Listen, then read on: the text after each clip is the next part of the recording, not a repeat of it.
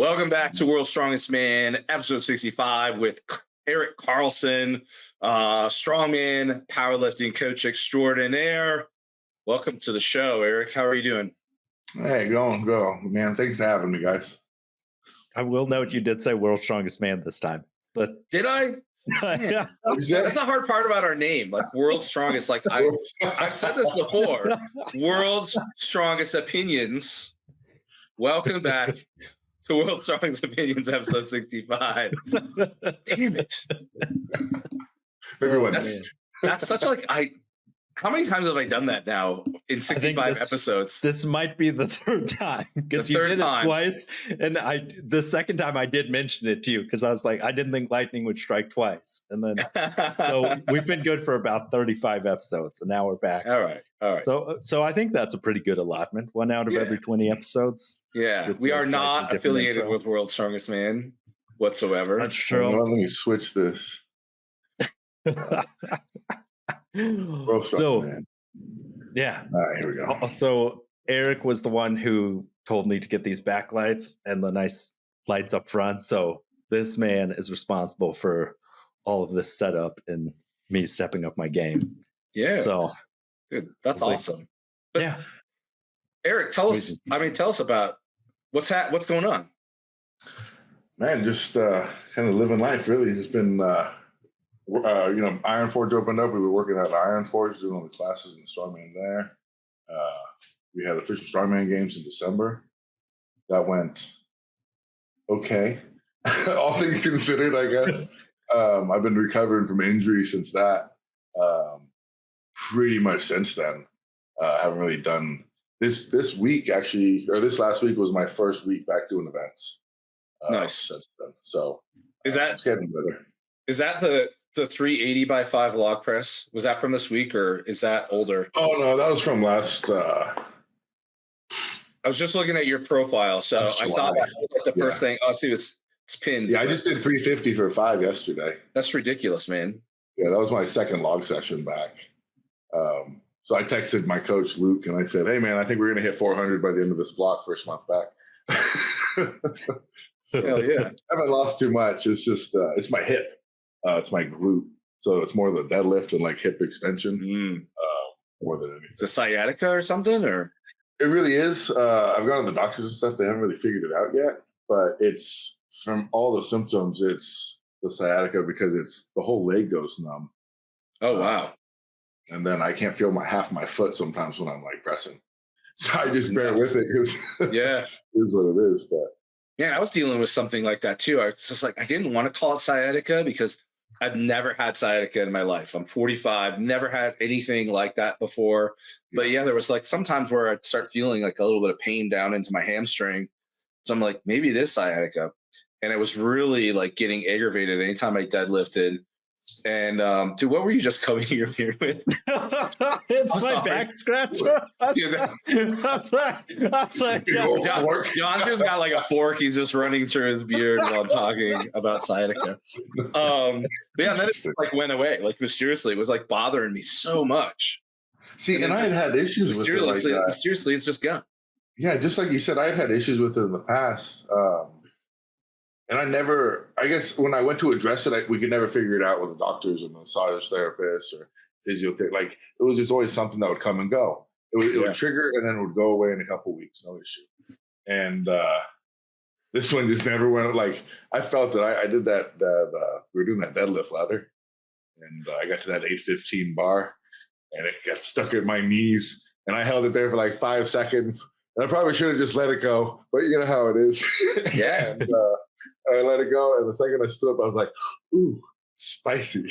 And it was so bad at the show that I thought I hurt my back. Oh, wow. It was like half my lower back; I could barely bend, and I'd never pulled out of a show before, and that's something I'm proud of. Like I've always finished, and I tell you what, man, the thought crossed my mind. I said, "I don't know if I can finish this show." I was like, there's no fucking way if I got the finals I could finish the show. I said, but I don't even know if I could do the sandbag event. And you can see it on the video. I'm like, like I'm going, and I finished, but goddamn, like I couldn't fly back with rough. That's some really good I mean, there was massage and chiropractor and Oh, and I went, yeah. yeah, And all that was back They at worked on me. OSG. But yeah, it was tight. Yeah. Yeah. Great experience. Dude, absolutely, man. I have this was my first OSG this last year too. I've qualified for OSG 5 times, and never went. And then the time that I went last year, I didn't technically qualify, but I didn't go the year previously. I actually was going to. I had a plane ticket and I got sick the day I was supposed to fly out. But Lynn ended up giving invites to anybody that qualified the year before and didn't show up because he blamed it on the hurricane. I'm like, well, yeah, that's so funny enough. Same kind of situation. I qualified last year through the regionals, and then a month before, I tore my knee apart in a farmer's run. Dang. And so Lynn moved my my invite to this year. Nice. And then they had the hurricane and stuff, and I was like, hey, maybe not a bad, not a bad thing. I don't know. Everybody said it wasn't really that bad. Yeah, I mean, don't get me wrong. I wish if I could have gone, I would have gone. Like, yeah, there's no way. But yeah, I know my hotel got like hit, and like, or the Airbnb we were going to stay like right. canceled. So it would have been a nightmare. But sure, you want to be there. Yeah, but I mean, that was really awesome, Lynn. I did not expect that. It was like the last thing I expected. Yeah. That's the only reason I started competing again is because, first Brando wanted me to come help. He needed people for Olympic City, so I'm like, sure. And then OSG popped up, and I'm like, oh man, I guess I'm back doing strongman. Yeah, it was real kind of him. I literally reached out I didn't expect it. I just reached out just to say, I was like, hey man, I got hurt. Is there any possible way? You know what I mean? I think I was like 3 weeks out. Yeah, that sucks, man. It wasn't even, I was doing a farmer's run. I got a video of it. And I had asked everyone to clear off the turf. You know how you do, Yeah. You use the turf. And I said, I'm doing 3 runs, like down, 150 feet. I did 50, 50. I turn around, and then a girl starts, like I start my run, and a girl starts walking in front, and I adjust, and my meniscus just said, man. Oop. Run them over, dude. Run them. You know what? I should have. Like, honestly, I just, You're like, that's what I tell people now. I'm like, fuck them. I said, take them out. I don't give a shit. I'll scream. I'll make a lot of noise, but I'm not stopping. I just I shifted just enough to like put all that weight. And, yeah. So, it was like I said, it was super kind of him. I mean, yeah, that sucks. Yeah. So did you get surgery on your knee or? So the way it tore, this is the second meniscus I've torn actually. I tore the first one in college football, but the way it tore, it sat back, so it's not flopping around in there. So I did a PRP injection, a whole bunch of peptides. Nice. And I was right as rain within 3 months or so. Nice. Yeah. PRP though, that's like, isn't that really super expensive?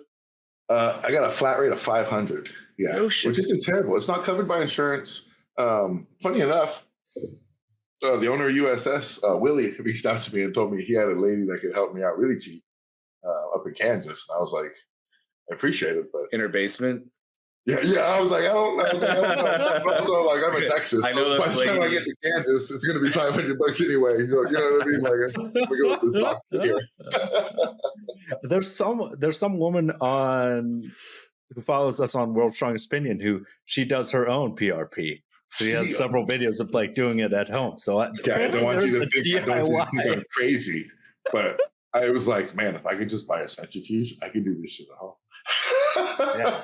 I mean, really, that's all it is. They extract the blood, put it in the centrifuge, separate it, and put the platelets back in. Right. Yeah. So.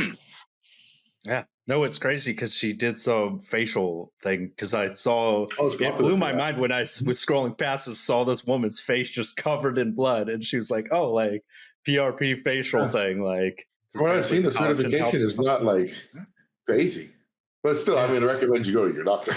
It's true. She was like smearing blood on her face. Oh, the whatever the stuff they do, the plasma that separates the PRP. Yeah, platelets rich plasma. Oh. Apparently it's good for the collagen. I guess because I looked it up online and apparently they call it a vampire facial, where like they take your blood, do the thing, and then put it back on. Like that's desperate, man. That's fucking desperate. It makes you age less, though. Apparently, it's supposed to like help with like acne and everything. I bet it It's a does whole thing. absolutely nothing. I'm voting for it does absolutely nothing. You can test it out, John, and you let us know. That's true. I was like, Darren's our skeptic, which he did. Eric's the person who introduced me to peptides and everything. So I was like, that the BPC 157, great stuff for the knee. I was like, now that I finally got like decent stuff. I don't know. I'm still a little skeptical on BP 157, 157. Yeah. I used it when I tore. The hell did I tear? I do have torn so much shit in the last Your quad? year. Yeah, it was my quad. That's what it was. Yeah. Sorry, I tore my bicep too, so I couldn't remember. And I don't know, man. I like it was crazy how like the reaction I got, and I was right as rain. That was 6 weeks out of OSG. Yeah. And I ran some BPC, and within 6 weeks, I was right as rain. So maybe so I've used it on before the Arnold in 2022. I cleaned an axle, and my dumbass didn't switch my hand over. I don't know what I was thinking, and I tried to like clean it to my chest, and as you can imagine, it did not go well. And all my weight went on one foot, and it was an audible crack, like in the video, like it like flipped over and cracked. What cracked? My ankle. Like this something. And I took off my shoe and I was like, yeah, I don't know if I'm competing in 2 weeks. And I drove home and it was in so much pain. Like I was tearing up. I couldn't shower. Like I couldn't put any weight on it. It was so bad. I got BPC and TB500 2 days later. And the day after I injected it, I was like walking around on it. I was like, what the fuck is this? Now I got that from like a legitimate, like the doctor, not a peptide website. Right, right. I got that like through the doctor. So I do think the quality certainly. Yeah, sure. You know, there's so many websites out there now, and you got websites like, for example, Blue Sky. And this isn't like to disparage any certain website or anything, but Blue Skies. If somebody's offering 50% off all their peptides and the other guys aren't, like, why? You know what I mean? Like, like think about it. You know what I mean? Like, yeah, it all comes from China anyway. So right, like it's why is this guy selling his for 55 and this guy's like get 3 for 50? I'm like, so one time I don't even know what happened. There was like a glitch in this person's system, and it was like I don't remember what a peptide was. It was like Blue Sky. I ordered from them. I don't even remember, but I just started getting like random like packages that I wasn't buying. Yeah. From this place, like a bunch of them, and I mixed some of it, and it was like brown, dirty, fucking shit. And I'm like, I guess they're just trying to get rid of it. I don't know. Like, send it to Darren. Send it to Darren. So like, and that's not like, and I say Blue Sky, but Blue Sky does publish their lab tests and stuff. So it's like, but at the same time, in the back of my mind, I'm like, why is it so cheap? Right. Yeah. Well, if it's good quality and everybody else is selling it for double the price, why are you selling it for half off? Yeah. And there's quality places out there, man. I'm a big fan. Like Amino Asylum is great. Yeah. Man. Amino Asylum. Straight Labs is good. Oh yeah, straight. Yep. I use their carnitine and their injectable choline. Yeah. That shit's incredible for focus and learning new techniques. If you're like really learning to pick up a new technique as far as like a skill set in strongman. You know what I mean? Like, say you're switching back to circus dumbbell, you haven't done circus dumbbell in a long time. Yeah, choline will help you like lock that in a lot quicker. Is that like a nootropic or whatever they call it? Yeah. I would say it is. It helps pass through the blood-brain barrier, so it just helps with the learning process. And you mix it with the carnitine, you get that endurance factor. Very cool. There's so many non-androgenic things and non-anabolic things you can bring into the mix. I think that people just completely blow over. Yeah, John and I are like, we're getting into psilocybin. That's our go-to. Yeah. Microdosing that before a lift has been shown to increase. Yeah, like same thing, skill learning and technique work and like that connection. Yeah, man. I'm actually gonna start growing here this week, and then I'm gonna cap it all up and I'm gonna start microdosing. I'm like, because I've read so many positive things about it, and I've like heard positive things from people that are doing it. I can. What method are you using? Like what kind of growth? Are you just doing like buying a sterile bag and doing it? Yeah. Or like, So I've got the culture. Yeah. So I bought a sterile bag. Just gonna. That's probably the easiest way, I think. Yeah, because I mean, otherwise, I mean, I was gonna do like the Uncle Ben's ready-made brown rice or whatever, but like, yeah, you got to be worried about contamination and everything else. Where you get a sterile bag that's already got the compost in it. Oh yeah, should be easy. I did the whole shotgun container method once. They do in the big plastic container with the holes in it, so like that went really well. But I think the easiest way to do it is like you're gonna do it in the bag. Dude, it was $80. Oh yeah, and so I actually reached out to a guy here local because so psilocybin is decriminalized in Colorado now, right. Which is pretty cool. And well, kind of like through a network, I met up with this guy, and he wanted $180 for 3 months supply. And for $80 now, I'm gonna probably get like 14 months ish, 12 to 14 months worth, and save like $720. Yeah. Oh yeah, it doesn't even make sense anymore. Yeah. If it's that easy to grow, man, I'm like, what's set it and forget it. Like, you know what I mean? Literally. Yeah. So no, that's awesome. Because it is a game changer. Because it really is like recently had a real good experience about it. And it's like, it's crazy to see of just like in the right setting, being able to just like reframe how you think about things, like just suddenly like just have it hit of just be like, whoa, like this is, it's a huge game changer. Yeah. And everything.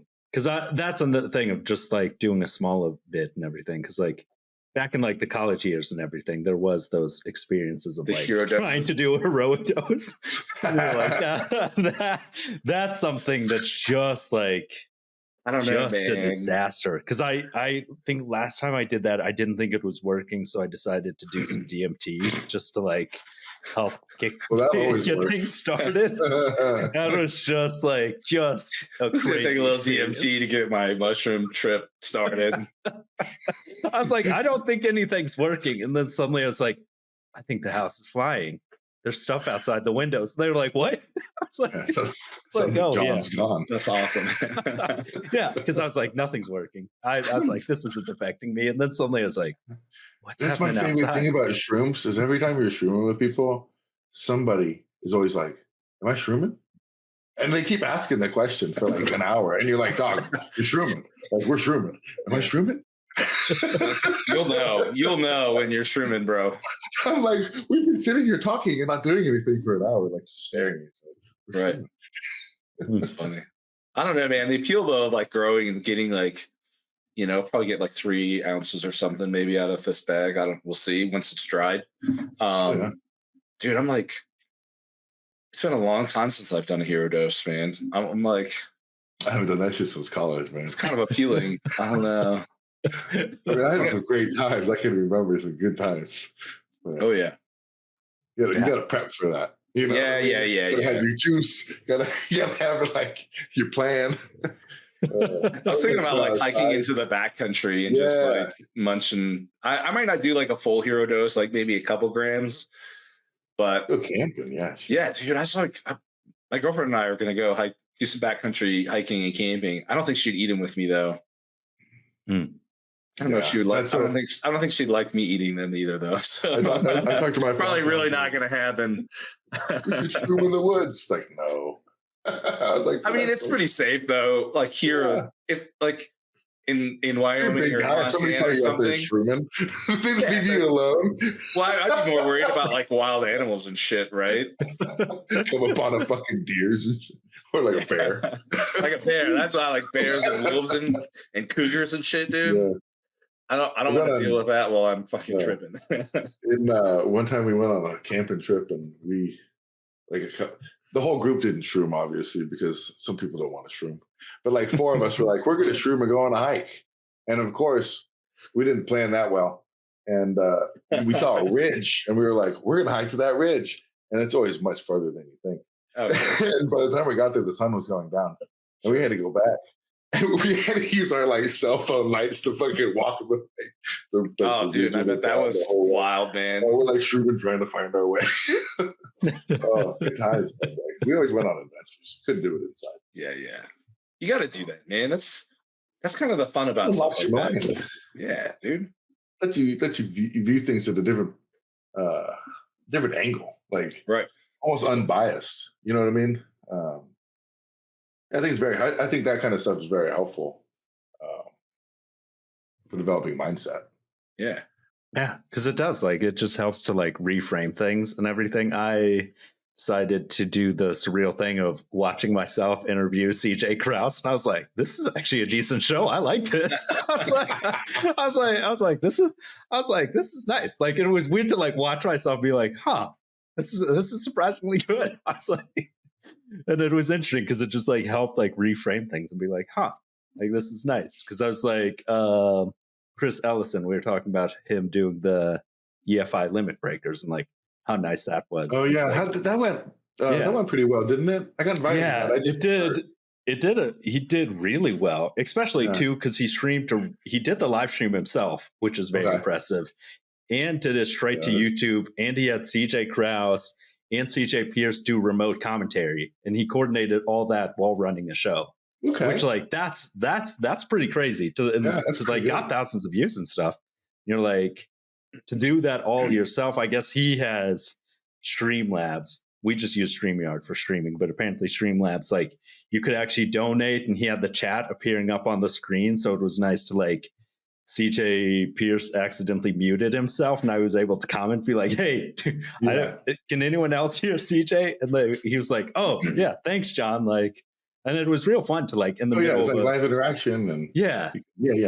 Which you know about because recently you said you haven't talked about it on Instagram yet, but this man has joined the Twitch streaming crowd. Oh yeah.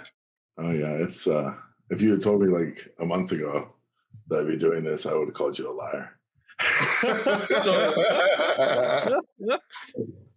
I'm hesitant to talk about this yet because once it gets out, it's going to get saturated.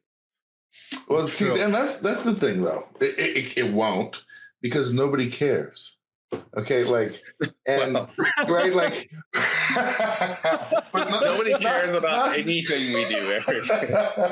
not in the way you think. Okay, no. Right. Okay. The only reason.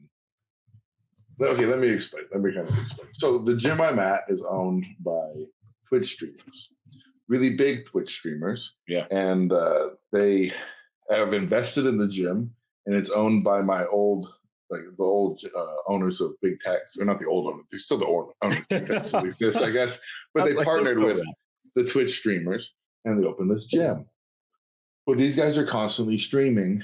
It's called Just Chatting. It's like an in real life, like this. We could like literally stream this, and they would be watching and commentating. This would be considered like just chatting.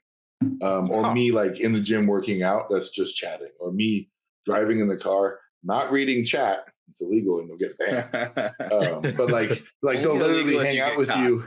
Yeah, like I had like 100 people hanging out with me while I talked about how much I like creatine on my drive home from the gym. You know what I mean? And I'm not even reading their chat. I'm just talking on my own because I like to talk. And then my phone died when I almost got home and I didn't even know, so I was still talking. And when you go back at the end of the stream, they're like laughing because they're like, I bet Eric's still talking to himself. The only reason that anybody is watching me or cares is because I talk to the streamers and I've gotten to know them and like I'm friendly with them. So their viewers have gotten to know me. So when I decided to start streaming, their viewers were like, oh, let's check out what Eric's doing because I'm at Iron Forge Gym. Yeah.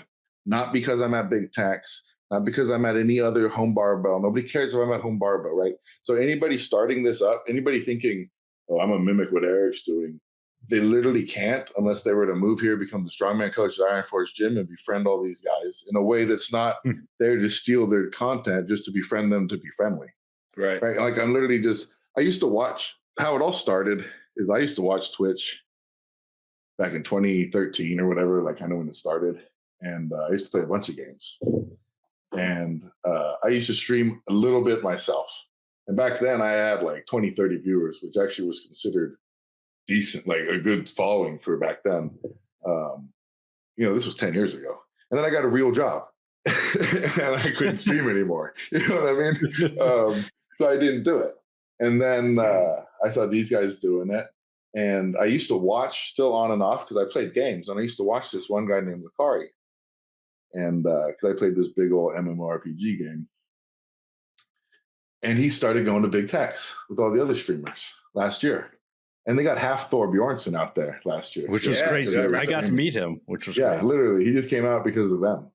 And he's coming back out this year, actually in May, after World's Strongest Man to the gym again. So nice. But I went up to the owner and I was like, hey man, I seen Lakari. I used to watch him. And the owner went back over to his friends on stream and was like, yo, that's the average Lakari viewer. And they were like, what the fuck? Because I'm a big motherfucker. And so that's how it started off. Like, so in everyone's stream, you would see me and they're like, holy shit, it's the average Lakari viewer. And like, it exploded from there. I started helping the streamers out with their workouts, stuff like that. Just in a friendly way because I'm just in the gym all the time and that's what I do. I enjoy. And it just developed into something, right? And so now I stream my workouts and I've got 100 people watching me just kind of work out and do what I'm doing. And I've got twice as many followers on Twitch in 3 weeks as I do on Instagram for 6 years.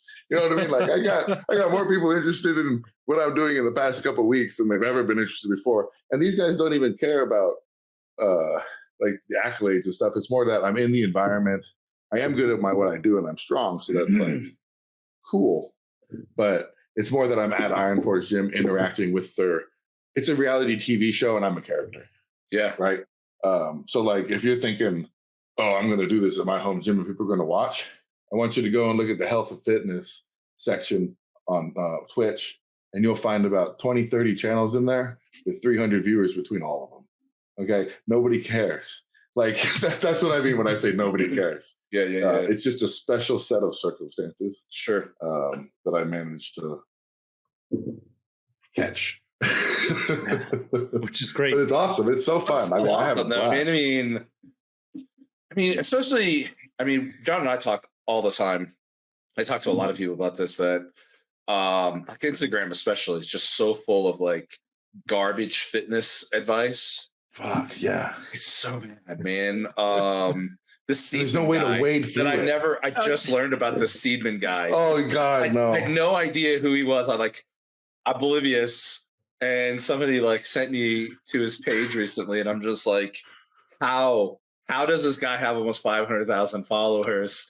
And the shit that he's talking about and teaching his clients, I'm like, and so it's cool that you found a platform where you can potentially reach people like a different, population and give people like realistic, like intelligent advice versus like the Seedman bullshit of the Instagram that are like selling just freaking snake oil to the novice and naive, right, for $1. And that's exactly why they're watching me now, because they're watching me because I'm genuine.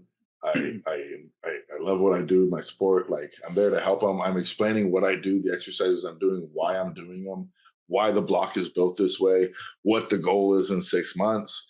Like, you know what I mean? Like they're there for the show. Like they're interested. A lot of them are telling me they're getting in the gym for the first time, in the years, just because they're watching my gym stream and the other guys' gym streams. Like it's I am able to reach more people in one workout than I am in a month. I'm fucking, you know what I mean? And actually are there to pay attention and learn. Right. And they ask questions. Eric, why are you lifting like this? Well, because it activates the muscle better this way. Eric, why are we doing IYT raises? Or why are we doing POW? Why are we doing this? You know what I mean? And it's real time. Like I am their online trainer that's there available for them. Right? Yeah. Like they're strongman trainer. And they're able to watch. We joke about if one day, I'm competing in World's Strongest Man. Like I'm one competition away, one podium away. Like what if next year we're laughing about with the guys how I was joking about? You know what I mean? Like follow the journey. We're gonna get there, right? Hell yeah. And I think that's why it's so fun. And I like that too. I mean, there just needs to be more honesty and like it's not all roses. Yeah, it's not all roses, man. I mean, some honesty too. Like the average person doesn't need to, go and spend a shitload of money every month for like specialized programming. New lifters don't need a lot of that stuff. Like they just need a helping hand, right? A little bit of guidance and some honesty. Like all you need to do, like new people, like all you need to do is squat, bench, deadlift, or squat, press, deadlift, or something, right? You don't need to go and do a bunch of other shit. It's really simple. Just go to the gym and work. That's true. Exactly. You don't. Yeah. I do have to briefly show people exactly what they're missing out on with Joel Seedman, so people can just like, so people can understand exactly what we're dealing with as far as like an individual. It's like a reverse squatted dip. Yeah, so it's a dip with chains, with bands that are just, because his famous thing of 90, because he believes your knees should never go more than 90% and your body should. See, when he got called out, he's like, well. Yeah. Mute his sound on his videos. So like, that's not terrible. Yeah. Go to the video where he's like, he's got somebody with like 2 trap bars on a freaking bench. And he's just kind of like quarter squatting. Yeah, I'm trying to find, because he does like just random things, because that's the best. It's his thing of you never go below 90 degrees. Like that's optimal movement patterns. And he does, somehow he has 500,000 people like, NFL players in there. I mean, yeah, the side squats that are like, what is it? Oh yeah. Because he is like, he's perpetually, and you don't want to go more than 90 degrees here. Like there's a whole. Yeah, well, he got called out, I remember, big time. And his whole thing, he was like, well, that's just what I show Instagram. That's not really what I train. And it's like, but that's what you show all the time. Like, what do you make any sense? Yeah. That's what I show Instagram. So I show Instagram a bunch of like bullshit. Yeah, he's like, but when I have an athlete, we actually do like full depth squats. It's like, then what are you putting on? What are you fucking doing then? I don't know. Why are you like preaching against full depth squats? Right. And why don't you post that shit then as well? And why don't you say this is like special use case and this is what we actually do? Like it's all the fucking algorithm thing. Like, I think that's it, dude. Right? When I think about it, like, how do these guys get 500,000 followers or more? And it's something to do with the algorithm. They're being rewarded for whatever it is. Like Instagram doesn't seem to give a shit how trashy it is, that like Instagram they're doing something right. No, you can report anything on Instagram. They don't take it down. Right. Yeah. Okay. It's like, unless it's yours, then they yeah. Unless you use some music or something, they don't. It's their own. That's true. Because for the longest time, they like had no moderation and everything. Because it really is like the bizarre thing about it being like click driven is it's just all about high engagement accounts, and like bad accounts get tons of like high engagement. Sometimes I will say that it does reward people who I've been following forever of what's his name, Kyriakos Grizzly, getting to see him fly from Greece to like the Arnold and watching him like hang out with like Mitchell Hooper and them. It's funny to like get to see him as a meme of like, see him go from doing his like Zercher shrugs and stuff to like see his sense of scale. He is huge compared to these guys and stuff. Yeah. And it's like, so that was nice to see this guy who's just like, just had some crippling injuries from weightlifting and just does weird stuff. And like, it's nice to see his success. But then there's like accounts you'll see randomly on there with like millions of views. And I just don't understand why.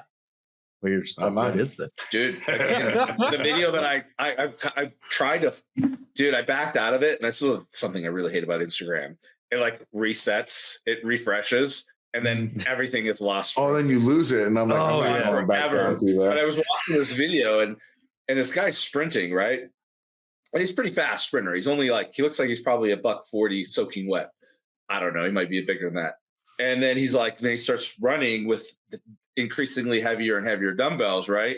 And he gets I saw that. And he gets the 100-pounders, and he's like, he's really struggling to move, right? And it's 1.6 million views, and all the comments are like, God, he's so strong. And I'm like, the average strong woman moves faster than that with that much weight, bro. Like, bro, don't even get me started on that shit. I like I'm in a certain group on Facebook for my state strongman, and people all the time are just posting average lifts, and everybody's like, yeah, that's amazing. And I'm like, it's like a novice level strongman lift. Like that is, it's like, and I mean, like, what are we? Don't get me wrong, like it's still impressive. It's impressive in its own right. What blows my mind though is that like the general public is so oblivious to what actually strong is. That's what blows my mind. It's not the athlete. Like, I'm not trashing on the guy. I mean, good for him, right? I mean, he's out there and pushing himself. The 3-plate bench at Golds is like top of the top at Golds. You know what I mean? Like, you see somebody with a 3-plate bench, they're like, oh shit. Dude, that's that's any global gym. Like, every time I go into global gym and I'm doing like more than 2 plates of anything, people are just like blown away. Oh yeah.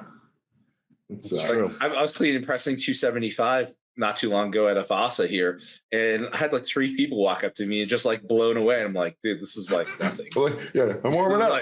This is like half of, like, less than half of the world record. Like, but you also got to remember we're competing against guys that are like strongest in the world. So our viewpoints get skewed as well. Sure. Sometimes I have to bring myself back. I'm like, that's not heavy. Like, in my mind, I'm like, that's not heavy. And I'm like, oh, but the average guy can barely do 10 push-ups. So like, it probably is kind of heavy.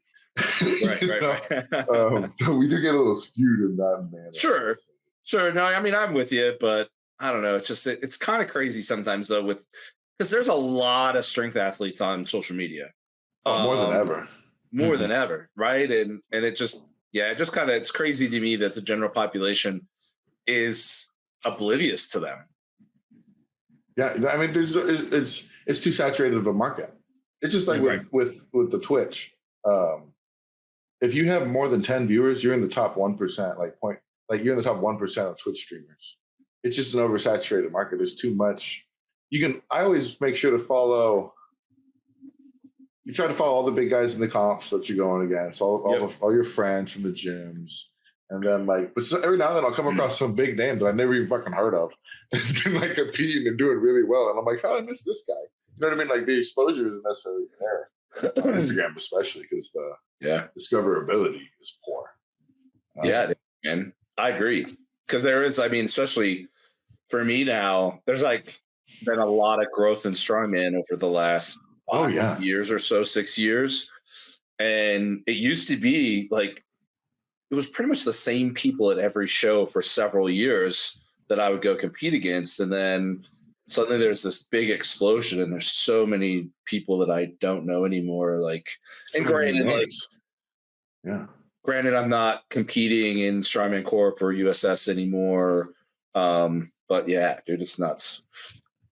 It's great though. I think Strongman's really coming into its own in these past couple of years. Honestly, I mean, it seems like it's more popular than ever before. Popular from an athlete perspective.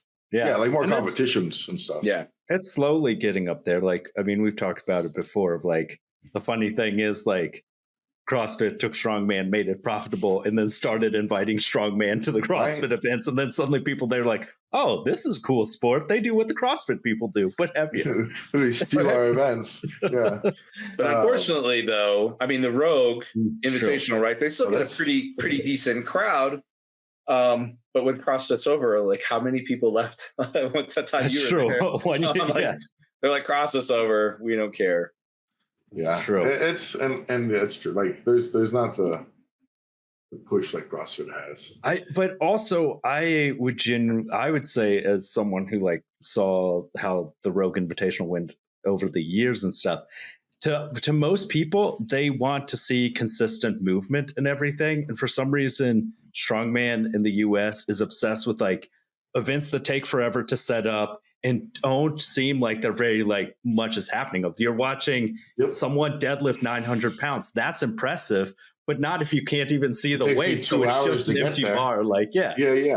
So like, and that's where the planning for this show is coming up. Because you're doing your show. Yeah, we're doing America's Strongest Man 105 kilogram, and then at the same time we're doing the Arnold qualifier. Nice. And it's actually, we've talked to the mayor of Austin. It's going to be at the HEB Center out here. It's going to be a big expo. It's going to be like an anime expo. And there's going to be an MMA fight. There's going to be a strongman show. So it'd be like a big 3-day event. Hell yeah, man. But yeah, it's going to be. Yeah, I mean, it's going to bring in some crowds that aren't in strongman per se, and then we're going to live stream it on Ms. Kiff's stream. So there you go. They just streamed the MMA fight 2 weeks ago.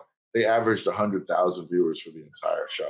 So we're going to bring in Yeah. I mean, we're going to bring in more viewers, live actual viewers. Like they averaged 2.1 million unique viewers during that stream. That means 2.1 million people like came and spent some time hanging out. You know what I mean? Yeah. Which is crazy because like some road events, that's like 1.4 million. Yeah, like we're going to bring in more production like into this show than you seeing it like, you know, you're only seeing it the bigger shows like Giant Slash, World's Strongest Man. This is going to be the most like viewed local show ever. I mean, I think I can make that claim. I mean, there's no other. you see most live streams on Strongman, and there's like 200 people in there. You know what I mean? I mean, part of the problem, and I'm a big believer in this, is that the paywall, man. You can't have a paywall for a sport that is hurting. It has nobody to watch. Viewers. Right? I don't even want to pay $12 to watch. An audience, like, why charge? Like, you need the audience, man. Right. Use the ads. And that's the thing. So, like, we've already got $10,000 in prize money for this show for everybody lined up. Nice. And that we haven't even started getting sponsors. That's like just base fucking pay. So I'm looking to have like the biggest payout in Texas. Looking to have the most viewed show in Texas. Like, because you're going to match like OSG payouts. I mean, for a show that's just starting out. Yeah, I mean, obviously not as many athletes, so we can. That's true. Yeah, but I'm looking at like $2,000 right now minimum for the first place in America's Strongest Man. Like, hopefully, like 2,500. So, like, and that's like I said before we've gotten any sponsors, before I've gotten anything. So I guarantee you, I'm gonna end that up being much higher, because we're selling. Like, it's an opportunity to get your brand. To an audience, first off, that is not involved in this entire thing. Like, I wear my Death for Dishonor shirt on the stream, and everybody's like, "Oh, bro, I love your shirt. Where do I buy your shirt? Where do I get the shirt? Send me the link." Right? Like, you're getting a chance to put your brand in front of an audience that might be getting into this sport and wants to see it. So Cerberus like has a chance to get, you know what I mean? Like, I think it's going to be a really big thing, and it's going to be different. I think it's going to shock a lot of people. And when they see what we can do. And I think that's good because like so many live streams here of like people don't capitalize enough on like part of what makes Twitch streamers so unique from other things. It's like it's personable. There's constant commentary. You're getting to know the people and see them as people. Whereas for some reason, a lot of our live streams, like it's just like a commentary team. You're not like really in there, and you miss out on a lot of like and their fans are loyal. You know how they got Halfthor down here? He said if I get like 400,000 likes or something, and they got it within like 2 hours. I thought it was like 40,000 followers or something like that. Something like that. Yeah, something ridiculous. But they literally sent the army and it happened. You know what I mean? Like, what they say goes. So if they say, "Hey, I like this," then they're gonna all go look at it at a bare minimum. You know what I mean? And if you got a good product, then they're gonna buy it. Like, if they're getting into Strongman and they see everybody's wearing Cerberus soft belts, who do you think they're going to buy it from, right? 100,000 people just saw that are new to the sport, because who's watching Giants live? Fans, right? Mm-hmm. Like, already fan. Like, who's watching most of these shows? So fans. This is a whole new audience that we're introducing to the sport. They watch my Strongman class on Monday. Like, they're interested. They're generally like, "This is so awesome. We don't know anything about this scene." You know what I mean? Mm-hmm. And I think that's the key part, because it's easy, I think, like Darren and I are talking about it, like it's easy to feel like kind of siloed in here and kind of this niche thing where it seems like everything that could be done has already been done. Yeah. Right. Like it's like, how do you compare with like, what's his name? Marcus Crowder, strict pressing 500 pounds or whatever he's doing these days. Like, how do you compare with that kind of thing? You know, it was so amazing to compete with him. I will say nicest fucking guy. Yeah. Super, super friendly. I have been watching Marcus Crowder since I started Strongman, and to have the chance to compete against him, I was like, I was fangirling. I was like, "This is so cool." I was like, "Keep it together, Eric." I was like, "This is awesome." I watched Marcus's his press videos before I pressed. Like, I was like, "I'm gonna be as strong as this man." Like, you know what I mean? Like, it was so cool to actually like meet the guy. That's why it's so cool to get in this sport, because you do grow up, like, not grow up, but you know what I mean? You start watching these guys, and then eventually, like, you might be competing next to them side by side. And you're like, "Oh, it's so cool to meet you." And they're like, "Dude, you're competing with me. Like, Yeah. Quit fangirling. Like, it's Dude, I'm cool. so excited that he got an invite to World's Strongest Man. Finally. I was getting worried, man. I was like, what the fuck? I was like, they better. And then they announced all three of them. And Yeah. I think he's going to do it. And Austin. Austin Andrade. Yeah. Like that was like, yeah, which is amazing to like see these people like just go. Because like you said, it's interesting to like watch that happen, to like watch someone like not very much on the radar to suddenly just like appear. So you could argue, and if I'm wrong, if someone has a point to prove me wrong on this, please do. But you could argue that the 2021 open heavyweight class for National Strongman Corporation is the strongest class to come out of there.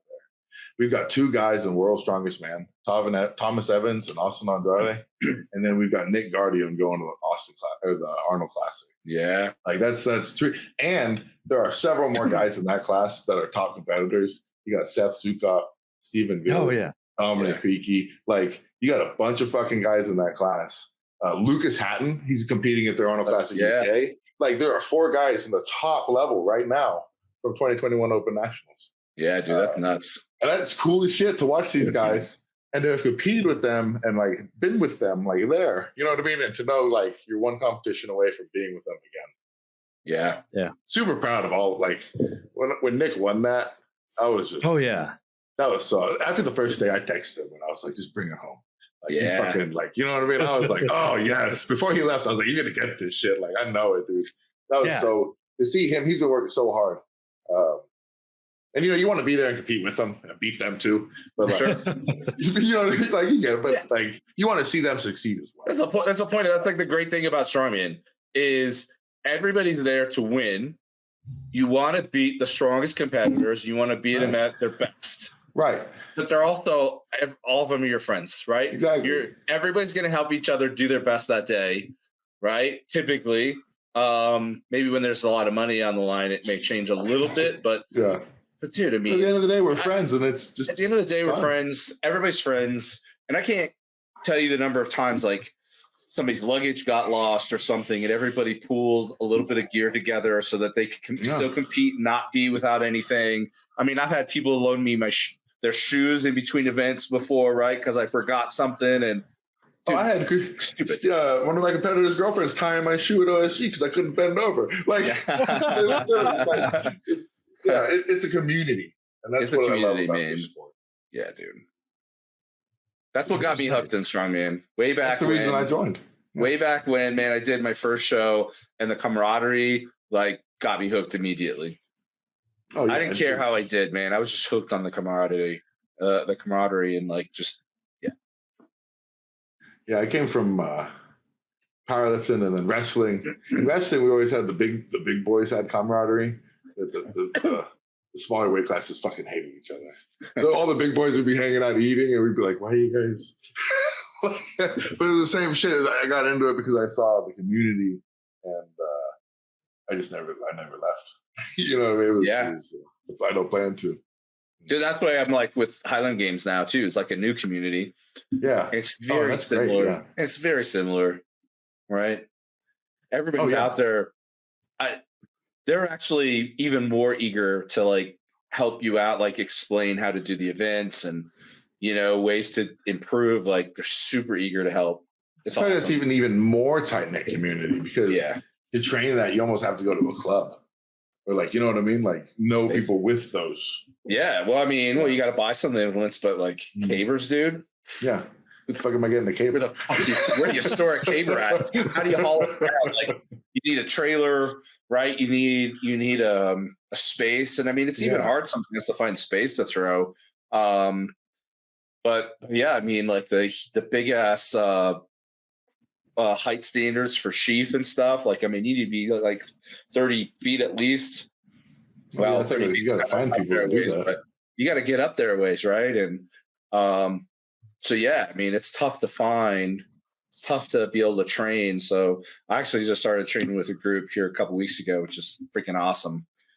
But yeah, the camaraderie's just where it's at, man. Oh, it makes it worth doing. Yeah, there's no point in doing it if I'm doing it alone. Exactly, man. You were training alone all the time. Strongman being, I mean, it's an individual sport, but man, it takes a team still. Oh yeah, oh yeah. I mean, I couldn't do this without my fiance and my team, like my clients. You know what I mean? Like they give me shit, just enough shit to keep me on my toes. Yeah. And it's good. Like I think it's easy. Sometimes I think people can get caught up in like weird drama that will appear and stuff. But so often, like Darren and I, like, because people will routinely be like, "Why don't you address X?" or "Why don't you address this?" or whatever. And it's like, come back to us in 3 weeks. If people still care in 3 weeks, maybe we'll talk about it. 99% of the time in 3 weeks, no one cares. Like it's just like like blip. It just crashes. What was the latest thing? Everyone was upset about they didn't stream the finals. Oh yeah, all amateur, and I don't even know what happened there. And everybody was posting stories, and I was like, everybody's gonna post stories. Nothing's gonna happen. I was like, everybody's gonna be upset, and then in a week it's gonna be like, okay. And then next year the same shit's gonna happen. You know what I mean? I'm like, yeah. This is what it is, bro. Like it is what it is. I mean, on one hand, though, too, like it sucks. We're getting to a point where I think the expectation for promoters is It should be. That to me, that was always the thing, right? Strongman started to really decline there for a couple of years, in my opinion. It became oversaturated with novice promoters, right? People that didn't know what the fuck they were doing. They're putting on trashy shows. And ultimately it required a higher expectation of the promoters, right? And I think there's some people that laid the groundwork for that in recent years, but there's an expectation now, man. Athletes are finally coming around to the really accepting the fact that this is an expensive ass sport. Like we're paying a lot of money for, membership fees, freaking competition fees, traveling, like all this shit, and like to be there to support the promoters. Like it's so important, in my opinion, that they're like the quality's got to get better. I'm spending $1,500 to go to your show and fees, travel, hotel, and everything. I want to be treated like an athlete. Absolutely, not just like it was fucking thrown together. Yeah, absolutely. At the end, you guys are the stars of the show. And stuff. Right. Like that's the crazy thing, because for the longest time it really was, I think, a little bit like, I think life kind of tends to like go in cycles and stuff, but for a while it was this idea of like, if you just have enough people sign up, that's where the source of income is. And it's like, plot twist, the average person does not want to watch hundreds of people waiting for one thing and stuff. Like whenever there's like a single lane for events and too many people, you're like, that's why these, like, I think Clash kind of helped pave the way of that, like single class, smaller, fast run shows and stuff. Because otherwise it's like some of these big ones or like local ones that just go on forever and stuff. Like Andy all the time would go with me to shows because she's super supportive and stuff. But sometimes I'd be like, it probably won't be that long. And you have promoters and everyone's talking. They're like, well, lifting starts at 9. We'll probably be out of here by 2. And then you're like, don't you have a single lane for like 2 different events that are out like 12 hours later? Yeah. And that's, who I think does a really good job with that? Derek Owens. Oh, yeah. I've been to several of Derek's shows. I encourage my athletes to do his shows up in Dallas, up in Garland there. And he always hosts a really good show, really, I can't even talk, really well put together. Really good live stream, really good MCs, always moves really fast. So I called him for advice, honestly, about my show, because I know Derek's been putting them on and he puts them on well. But I think what you're saying is true. I think you need to hold the promoters to a higher standard because, especially in Texas, I think Texas has the most shows of any state right now. And I mean, I will say most of those shows are, first off, nobody signed up in them. There's like 1 or 2 people in each class.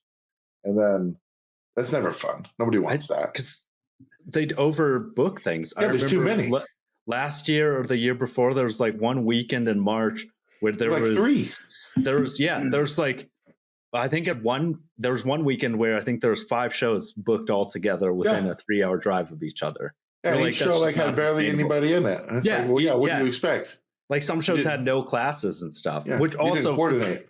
Like that's the hard thing. Is like that's the biggest problem, though. Too many things. Yeah, that's the biggest problem with the pay to play business model of strongman in the US. It's like the customer, right? The cash cow is the athlete. And so like, I mean, Strongman Corp, USS, both of them, like the way they make money is having more shows, right? And so there's no cap. There's no sustainable organization or anything. Increasing like more and more shows. Here's what they need to do. They need to invest into an actual like if Strongman Corporation could invest in like an actual company that would do the media like video for their shows and then promote through that and then get sponsors for the live streams and then start getting people for the live streams. Then you get sponsors involved, right? And then that's more sustainable. And then you have quality shows. I agree. I mean, yeah, like right now, so many shows you're going purely off of charity for sponsors and stuff because half the time it's like, and that's the main thing is you think like people are paying and you know that the live streams paywalled, so you're not getting most live streams. You're not getting like I've watched so many ones that if they ever accidentally leave the viewer counter up, there are so many shows that only have like literally less than 100 people watching it anymore. Yeah, if that, and stuff. If that, which is I got more people on my fucking gym stream on Twitch. They should just start having you come to shows and just do stream. I can literally bring in more viewers alone. You know what I mean? That's sad. I'm nobody. Yeah, but also you're asking sponsors to be like, you're like, oh, we're putting your eyes in front of like, but your logo's this big onto the back of a t-shirt. I want you to be my main sponsor on a t-shirt filled with names. I'm not going to flash your name on the live stream because I don't know how. Do you imagine? You know what I mean? Like, could you imagine a world, a reality where Strongman Corp or USS? I wish we only had one, but that's a whole other story. You did. But I mean, where they had sponsors, right? They were an organization, and they, as an organization, were organizing the shows around the country very strategically, right? In each state. And there was a proper ladder. Instead of this free-for-all promoter model that sucks ass. Like, I'm gonna start my own federation. I hate it because, like, I mean, like you guys are saying there, like, yeah, all these shows are just stacked on top of each other. There's no rhyme or reason to any of it. You got promoter, like, dude, anybody that's willing to pay the fees is allowed to do a show. And man, I mean, Strongman could get so much better, could advance so far if we just had organization that organized the fucking sport. God, yeah. If you just didn't here's the thing too with the sponsors. Okay, everybody's going to Cerberus. Everybody's going to Pioneer. Yep. Everybody's going to AvMat. Everybody, like, you know what I mean? There's only so many. Like, it's the same thing locally, right? Right. It's the same thing locally. Like Denver, like we have multiple shows around here. Everybody goes to the same fucking people. Right. How many fucking shows can they sponsor? Like, and how much money are they really getting out of it? Because here's my thing. The people competing in those shows already know about Cerberus. They already know about Death for Dishonor. Yeah. Right? Like, if they're buying it, they're already buying it. So, like, at what point are the sponsors going to say, it's not fucking worth my time? Or at what point are they just giving you $100 gift card and saying, call it a day? And that's sponsorship. That's, right? Like, that's where most of it is, right? Because there's no ROI for any of them. No. And two, it's hard because, like, at least in my limited experience of sponsoring too many shows last year, or like, it's amazing how many, like, there's a good chunk of sponsors out there who would just routinely, like, forget to put your logo on things or forget to mention things, or they're like, and that's the main thing is, like, people will be like, oh, can you do this? And I'm like, yes, it's literally an act of charity. Like, I am not getting anything out of it. Right, it's not worth it for me. Which is why, like, it's really impressive. Like, the Barretts, they were amazing of, like, actually putting up banners of, like, I just added the overlay for Kratos smelling salts. But that's the minimum. Yeah. That's what it should be. Like, that's what I'm like.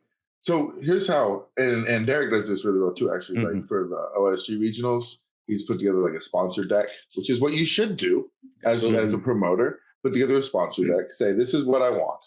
This is how much I want. This is what you're going to get. I'm going to mention your name on the live stream no less than 3 times. I'm going to promote it in a post 2-3 times out from the, you know what I mean? I'm going to, your logo's going to be on here. I'm going to have your logo on a banner. So they know what they're getting rather than just be like, hey, can you sponsor my Strongman show? Right. what am I going to get? I don't know. And that does help and stuff. Yeah, like it does to some extent. It depends on where you're at. I mean, I've done that. But like at the same time, you got to have the viewership to make it worth it. Yeah, that's where it's at, right? And that's the whole thing with this Twitch thing. I can say, listen, here's the stats. No bullshit. Here's the stats on paper. I can get you 2 million unique views. I can get you 100,000 people exposed to your brand today.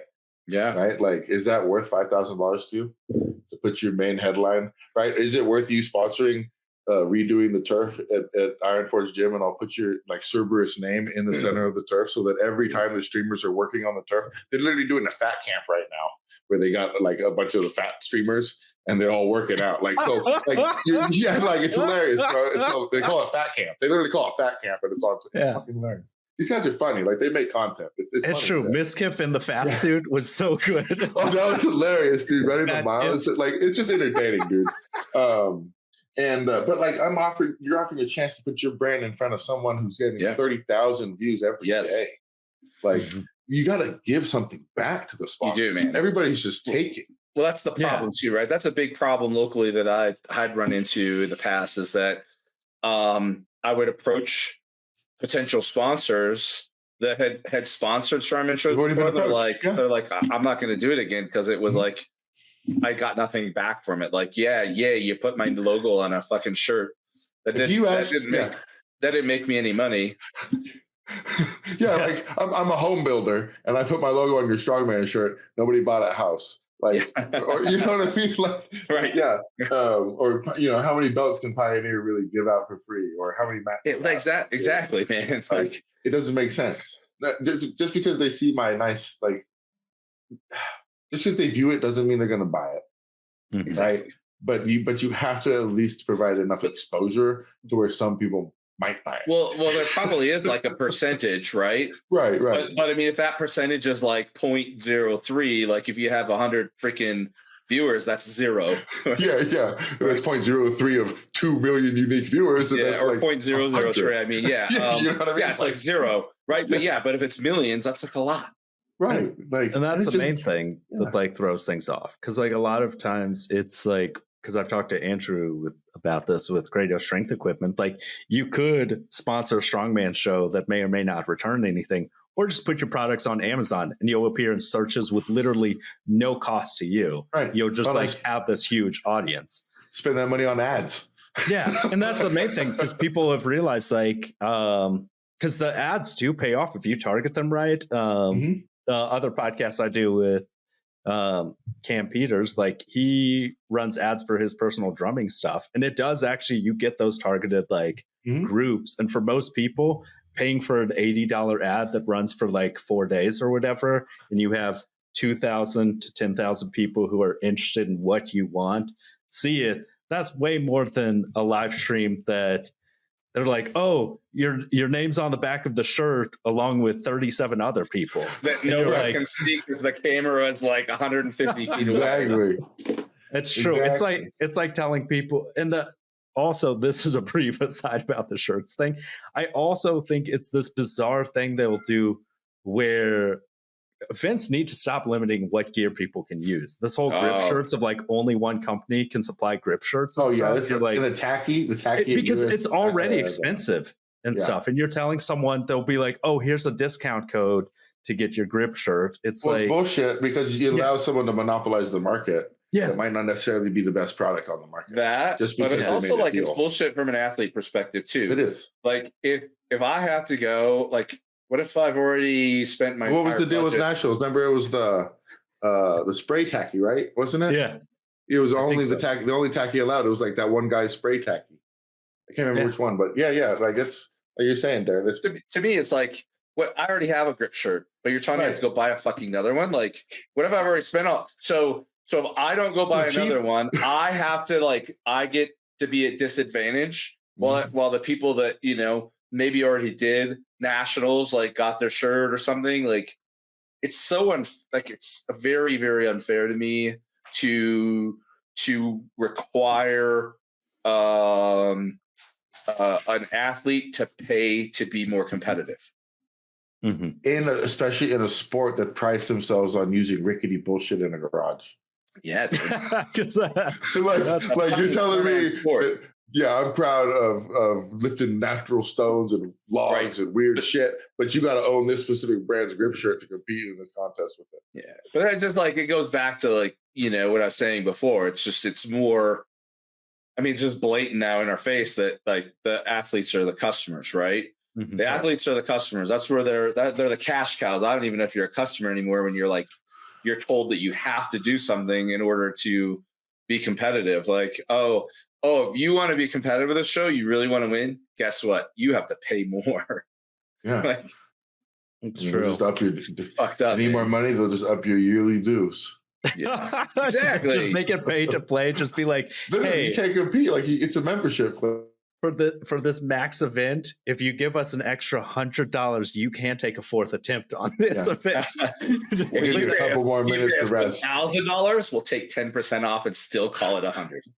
That's true. But that's the main thing, is this like thing that makes it they're like, oh, we'll get the sponsor, but the only way the sponsor will get their money back is by making it so people can only buy this sponsor's product. You're like, that's a broken system, because at the end of the day, you want people buying the products. You want new people buying it, because like you said, literally no one listening to this show right now, no one doesn't know about Cerberus. No one doesn't know about Pioneer and stuff. So it is this like idea of it's slow and it takes time and everything, but like putting these things out on like Twitch and YouTube, like these things actually are pretty, like, it takes time. But like I was saying with Chris Ellison, like he ran a decent live stream and he actually had commercials. I didn't submit a commercial for us, and he had our logo Ripple with all our social media thing underneath with our opening intro song and stuff, like just a small thing like that. And it was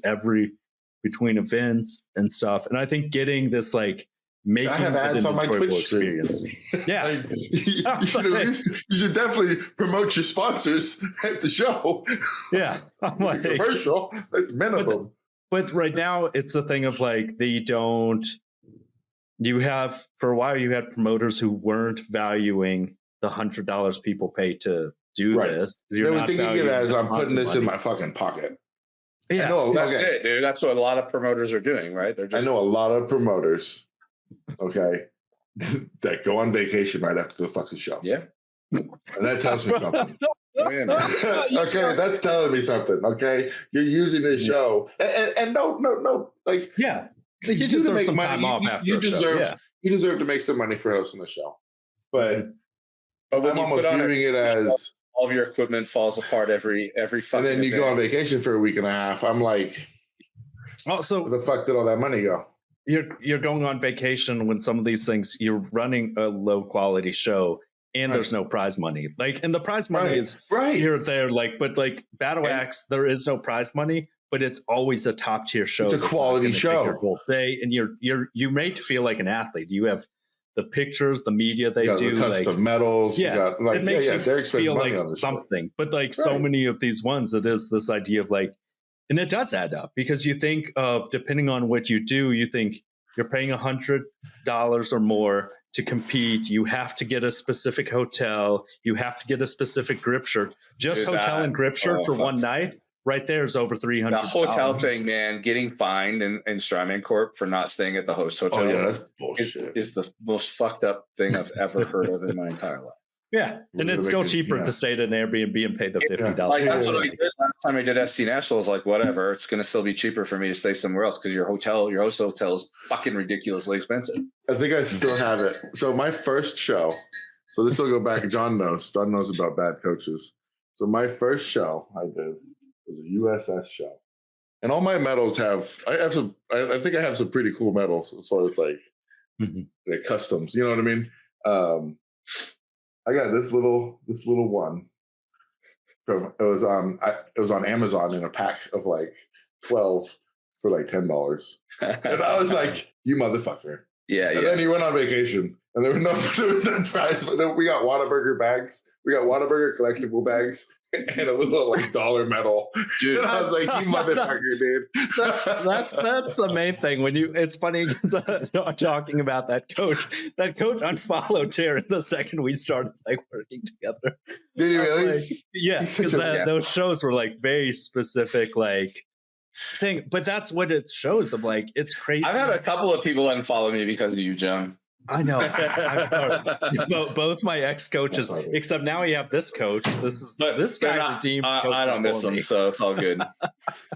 You don't miss watching equipped lifts that are barely to depth. No, I was like they're like, wouldn't you love to unrack 1,000 pounds and quarter squatted? You're like, that is a feat of strength. Like it's oversaturated. Like no, you're watching people and. Darren and I talk about this all the time. It's like you'll have equipped lifters and strongman using all the gear in the world to barely match deadlifts that raw tested lifters are doing these days and stuff. Because at the end of the day, there's a reason Half Thor has a narrower stance now and like does like pulls more weight and stuff. Like there's a reason why powerlifting knows how to do these things. When I see an equipped lifter, the first thing I do, first off, I laugh. But no, second thing I do, I look at their deadlift number because that's what's going to tell me if they're actually strong or not. Yep. Because most of the time their deadlift's like 300 fucking pounds under every other lift, and you're like, that's a terrible deadlift. That's true. Actually, I did briefly, apparently, got known on Reddit or some sub channel that was about the fact that for a while my equipped bench was the same as my equipped deadlift. They're both at 495 because that's the main thing is your equipped deadlift can maybe, if you're good at a suit, can give you 10% or 10. I mean, it's depending on likely to get 10%, man. I mean, I would say my suit when my coach put my suit on at OSG, he laughed because he was like, "That was the easiest suit I've ever put on." And I was like, "Oh no, that's not a good sign." Like I didn't feel like I got shit out of my suit. And that's the difference, though, because like some people, they're like, you could feasibly get 10% out of your suit, but it's crushing the air out of you, and you can't brace properly, and you're gonna pass out from blood loss. Like, dude, I've had a metal Deadlifter Pro forever. That was the first one that they made, and I probably get between 3 and 5% out of it. I bought the metal jacked because everybody's like, it's the multi-ply like super suit.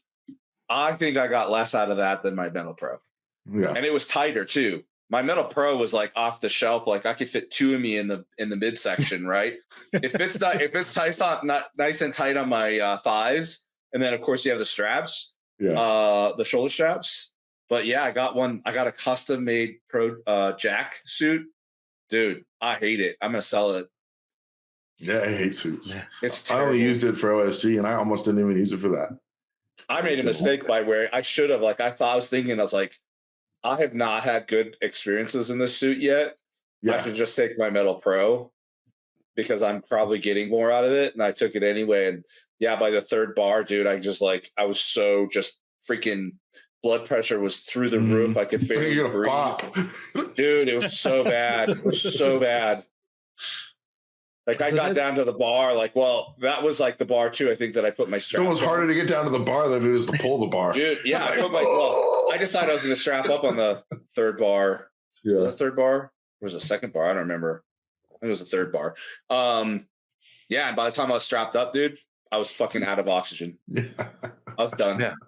And that's the main thing. It's like, this is a recurring theme on our show. It's like, more is not always better because so many people will do that with gear. And it's like, I'd love to see someday when strongman lives, if they're still going to use all the gear, they need to be substantially more than tested USAPL lifts. Yeah, dude. Because there are so many lifts you'll see at WRPF and stuff where it's like the person, no straps, just a belt, possibly sleeves of some sort, and you're lifting even almost the same, sometimes more.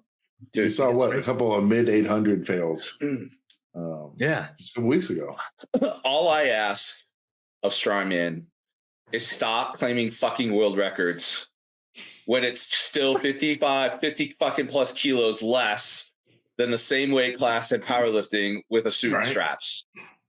That's not a fucking world record. And stop siloing yourself for fucking bravado. It's retarded. I hate it. Like, it's not a world record.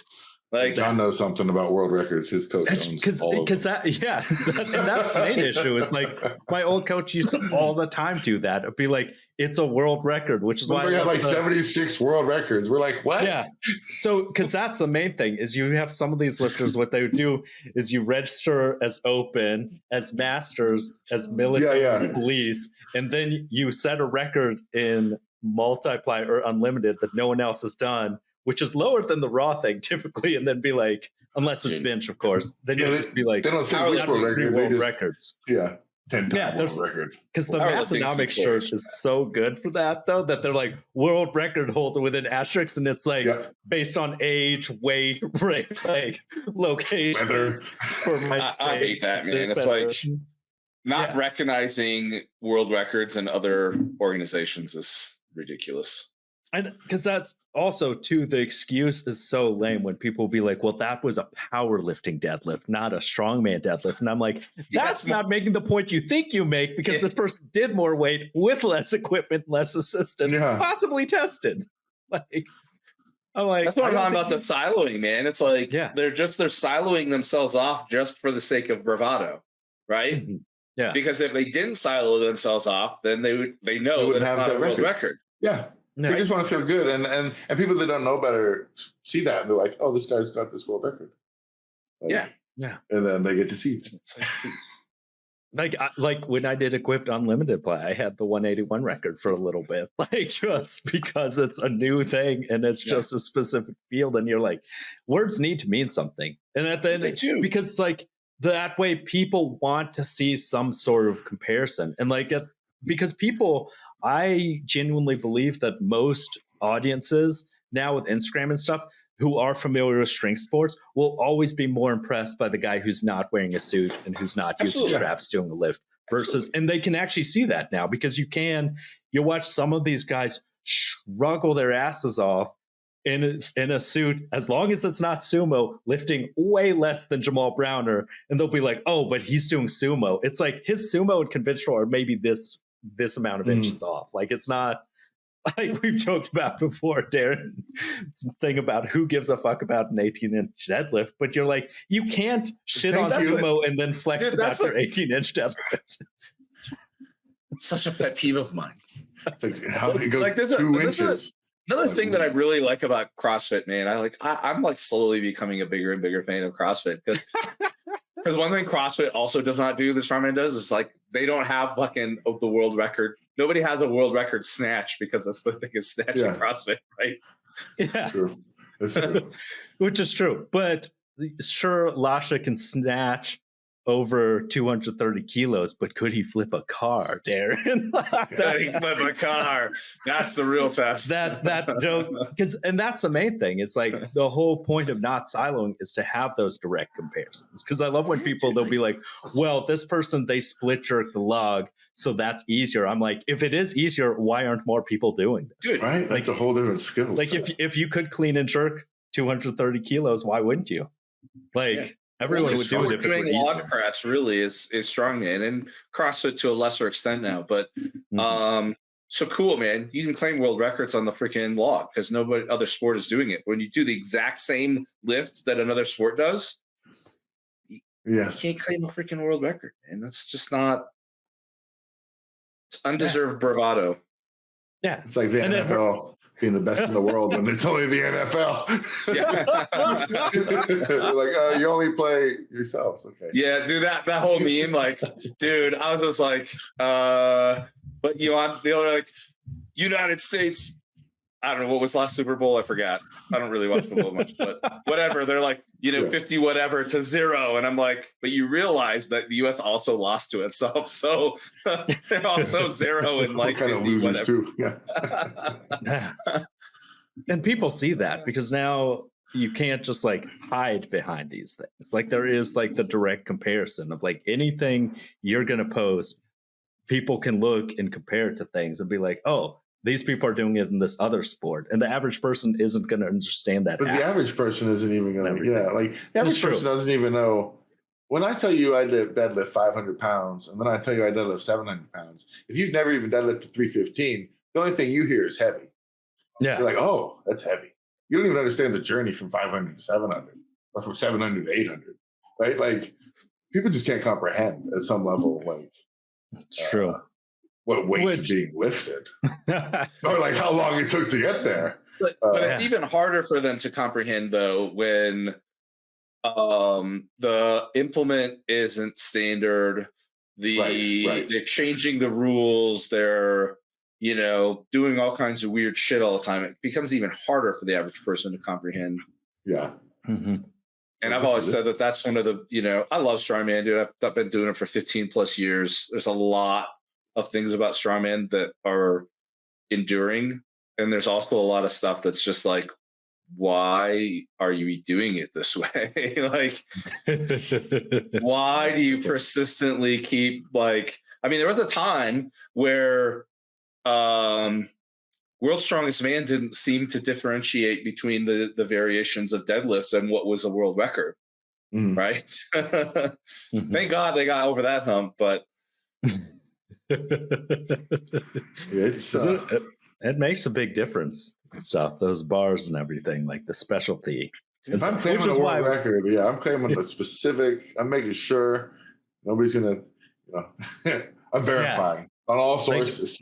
A specific world record because a specific brand made your deadlift bar to certain specifications. The Mammoth bar is not the Sasquatch bar, it's not the Colossus bar, it's not the whatever fucking Elephant bar they got. Yeah, you know what I mean? Like, at this point, there's like 4 different long bars. Yeah, but the Mammoth bar was the original to be that was Arsenal. For lack of better words, the civilian version of the Avant. Well, and then they got sued. Or the Rogue's Elephant Bar. Yeah. right? And then Arsenal they got sued. I mean, Arsenal business. Got sued by Arsenal Strength for like, I don't know, copyright infringement or something stupid. But like, they were like different names. Like they tried. To be honest with you, I don't think there was a legal. I'm friends with the guy that owned Arsenal Athletics. Oh, okay. Yeah, and I don't think that Arsenal Strength had a case. What they had was the money to put him out of business. Right. He was like, fuck it. Yeah, I mean, he couldn't fight it. I mean, if he had to go to court to fight it, he would have went broke. And once I heard about that turned me sour on Arsenal Strength, honestly. I was like, fuck you guys. Like the way they handled it, because they didn't have a legal case, but they don't even make the same shit. And they don't even make the same shit. But that was their thing. I guess there was like one thing that they possibly could claim, but the way they did it, so you sue a guy and then you contact Shopify. So Shopify stopped allowing him to take he doesn't sales. Yeah, he can't cash out his money. So he can't make sales, can't cash out money, can't receive product. So things were just sitting out in the ocean. That was so messed up, though. You couldn't, like this weird way that kind of like the theme of the grip shirts thing. Compete on a fair ground. Like don't just like do these weird monopoly things where it's like massive companies can just be sued. You know what I will say? Yeah. About Arsenal Strength? Their pads on their machines suck ass. And every gym I've been to, the padding on all of their machines is torn and like falling apart. So hot. Yeah. I've never bought anything from them. No, I've never see myself ever buying anything from them now. Just in light of that whole thing, like it was uncalled for. They shut down a good company. Yeah. They just I don't even know what the purpose was, because again, you cannot legally own a common word like Arsenal. That's not trade. Wasn't even the same. You can't trademark that. Yeah, it was stupid. Because that's a main thing is with some of this stuff. I know. What is it? Google has worked really hard to maintain their thing to not be a common word. Because apparently if like you use Google and you're not Googling in like a movie or something. It's like Kleenex. Like they've had people just like, they've taken down movies and all these things. But Arsenal, it's like, by the logic that Arsenal Strength sued Arsenal Athletics, couldn't just like the Arsenal Football Club also sue Arsenal Strength to be like, we also sell fitness products, and we also are bigger Arsenal. Like, but again, that's where I was saying though, they probably they didn't have a case, Yeah. They had more money than him, right? And he was vulnerable, unfortunately. And yeah, getting shut down by the web hosting company was really messed up. That's how it works, man. It's dirty, but it is dirty. Because unless you have money, like you can't fight these kind of things. Like the only reason, like people talk about like Kanye and free speech and stuff, but the only reason Kanye is surviving is because he's a multimillionaire. Like there's no way someone could survive anything like that without being a multimillionaire. So it is for these small companies, like, and that's the part that drives me insane is once you do things like contact your web host, someone's web hosting and like take someone down, that just makes it impossible to operate. Well, they shut down people's YouTube channels all the time for claims and shit, and YouTube just shuts them down. Like they year-long channels. Yeah. What is the craziest thing YouTube did is what was the big podcast they took down? Mark Bell's Power Podcast, when they took it down for like 3 days because of like, and they did that for a while. YouTube would actually take down channels for misinformation that like a year later talking about your entire, like that's a big source of your income, and all of a sudden it's just gone. And that was crazy to me that Mark Bell, like the only reason he got his channel back is because once again he's a multimillionaire and could like fight it. Well, he could generate the attention to get it back. You or me would be fucked. Yeah, so are so many small. I'd be on Twitch. They banned me off of YouTube. Help me out, guys. So it's always a crazy thing, but Arsenal was great though. That man, and also the knurled axle, that was a fun one because that's really what I like. Is that was really what I was bummed about too. Is that they made a great axle. Derek has like 3 of them up there. It was like 80 pounds or something empty, right? Yeah, solid too. Like didn't bang. Yeah, I think it was the 40 kilos or something like Derek that. has like 2 or 3 up there. Because it was a beautiful bar. That's actually what I prefer more knurled axles, less grip shirts. Like that takes out the grip shirt question. Just stop using grip shirts. They're unnecessary. Yeah, you can't even use them past a certain point anyway. So I hate them, but I'll use them because they are an advantage for like log cleans. But I'd rather nobody was allowed to use them because they're not really necessary. Yeah, when I go back to them, they fuck me up. Oh yeah, like the log gets stuck on it the way I roll it up, and I'm like, oh yeah, and you're like about to take your head off because you're like used to like really throwing the log up. You're like usually it starts down here, but now it suddenly starts here, and it's like, oh my god, it's already in my face. Yeah. Oh man, thinking about Arsenal though. That was a good one, but I'm glad we touched on all our old teams of 9-inch from the floor. That's the only deadlift that matters. It's like just a regular one. Like, Hafthor coming back though. We do have to touch on that. Yeah, man looks like a monster at the show.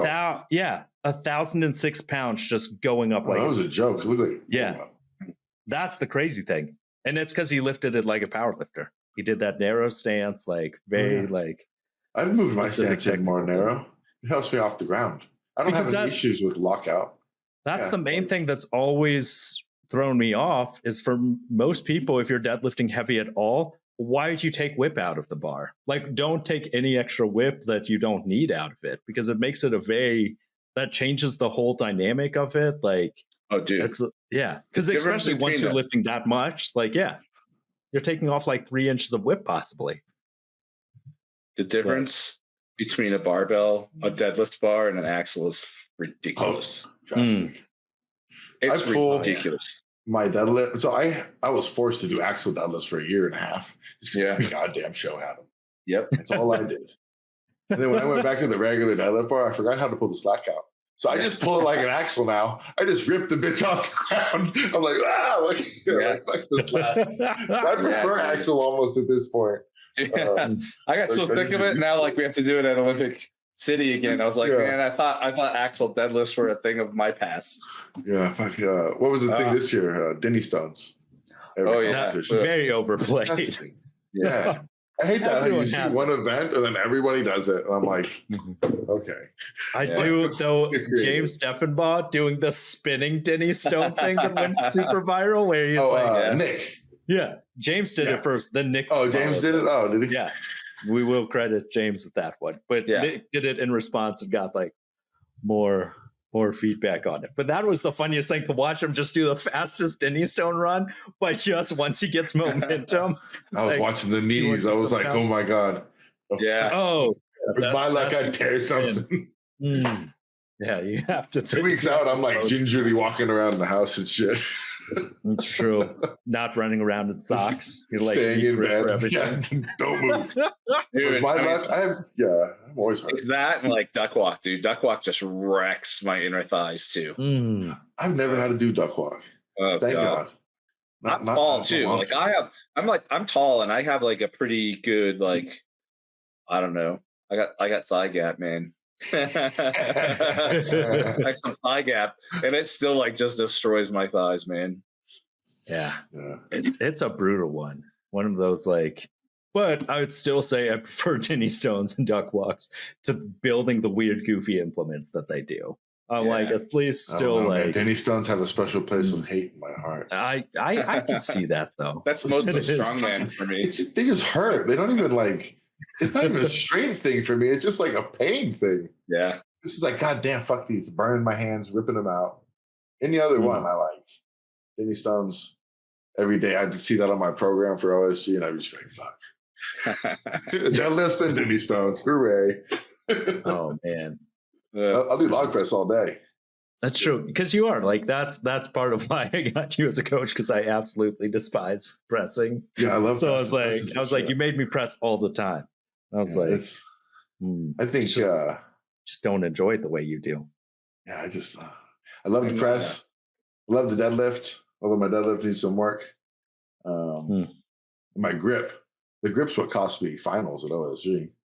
That was just a shameful fucking frame event. Dude, that frame was disgusting. Dude, those handles were so small. Didn't it feel like you were grabbing your hand? Dude, it didn't even feel like I was grabbing the thing. Dude, it hurts so much, man. Oh my God. Dude, when I was in the elevator, Lynn got in the elevator with me after that, and he's like, were those handles too small? And I was like, man, I'll be honest, I couldn't even like feel it in hand. Like it just felt like I was grabbing like just this. Oh, I could feel it because they were so small, like they were just like ripping my fingers off. Yeah, it was like it was like a straight Denny Stone handle. So heavy, man.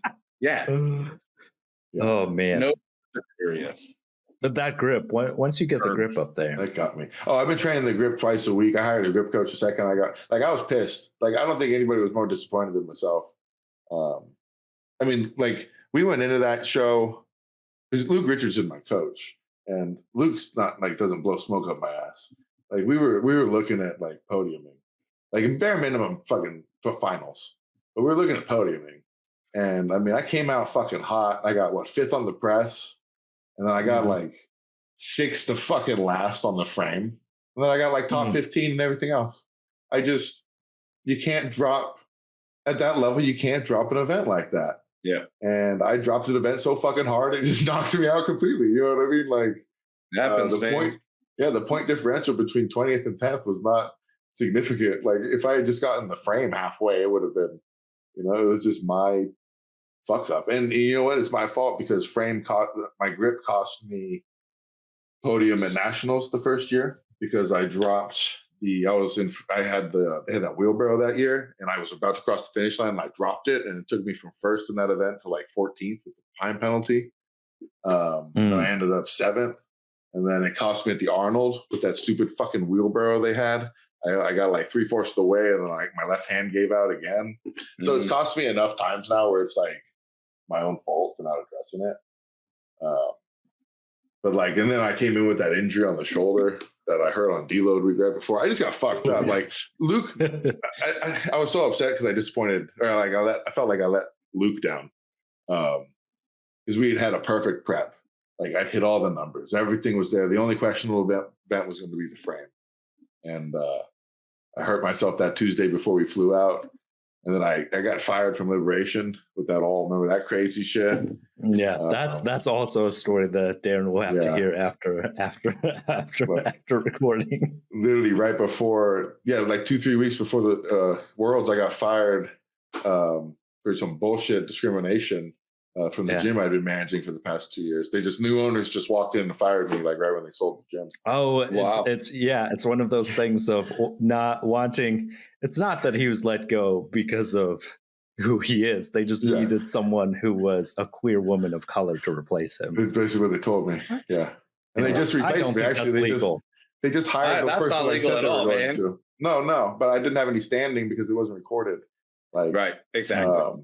And I did have them admitting to the discrimination on Instagram and laughing at me for it. Like making true. comments. Because he made a comment about it, like, and they were telling people like quit of my own accord. They were like, because he was something about it being like discrimination. They were like, well, I'm glad you finally get to experience discrimination for once in your life or something. And I was like laughing faces. You can't do that. I was like, you just admitted that you fucking because they were like, finally you get to see how it feels. I'm like, so it was. Like you can't be like, oh, it definitely wasn't. But also, why do you deserve to fucking? I have faced discrimination. Thank you very much. I'm facing it right now. Man. Oh man. Yeah, but then I got all fucked up with that, so I had to change my flights. So I flew in like a Thursday at 4 a.m. Like got there at like 1, checked in, and then I couldn't sleep because my shoulder was so fucked up. I literally. Like, I was walking around like this. My friends thought I was fucking around because I always show up hurt. And they were like, quit fucking around. I'm like, no, like, I was lucky to make it through the first event. You know what I mean? So I was fucked up. That was very disappointing for me. Like, that was, I've never let myself down like that. And that was, dude, life can fuck you up in a quick hurry. But you know what it made me do? Down that road way too many times to know better. It made me focus. Yeah. I'm not fucking around anymore. Like, like it's on this year. They're going to see when I come the shot open. However the fuck the qualifying is going to work for that. That's weird. That's what throws me off that because the online qualifiers I think is a way better system than a weird first come first serve in person. Makes no sense. What if I'm driving? That doesn't make sense to me. And it goes live and I miss it. Or what if I don't have $200 on hand to immediately just like, am I going to miss out on my top opportunity of the year because some Joe Schmo who doesn't even can't even compete at that level signed up before me? Like, how are they gonna vet the people that signed up and be like, hey, you don't belong? You know what I mean? Online qualifier for the qualifier. Yeah, like how's that gonna work? That's gonna be weird as shit. How many spots are there gonna be? Are there gonna be like 30 spots and just everybody gets fucked? Like, how is that?